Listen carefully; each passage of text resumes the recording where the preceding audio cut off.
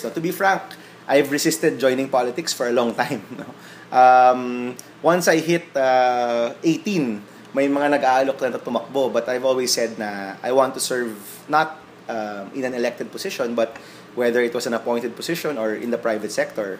Pero it was probably around this time last year, no, mga January of 2012, when I got to speak to two very important people who convinced me, or who basically said, pare, mag-isip ka na tumakbo ka.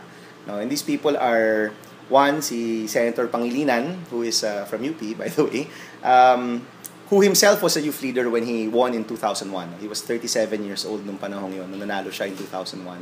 And sabi niya, look, I'm obviously not a youth leader anymore, but I'm graduating from the Senate.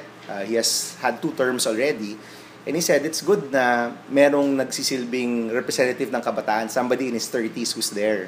Kasi it balances off the different ideas, the different paradigms that's in the Senate if you have somebody young. No? So you should think of running, sabi niya sa akin. No? The second person is Tony Meloto, who is the founder of Gawad Kalinga. No? Siya naman, magkasama kami sa World Economic Forum last year, no, sa Switzerland. He was presenting Gawad Kalinga, I was presenting Happy Noy to the group. And we had breakfast and he told me, sabi niya, Bam, kukonti lang yung may experience talaga na nakatulong sa mga mahihirap na komunidad na makakaabot sa Senado. Konti lang yan, sabi niya ganyan. Very, very few will have shared that experience of working on the ground and getting to the Senate. So you should really think about running, no?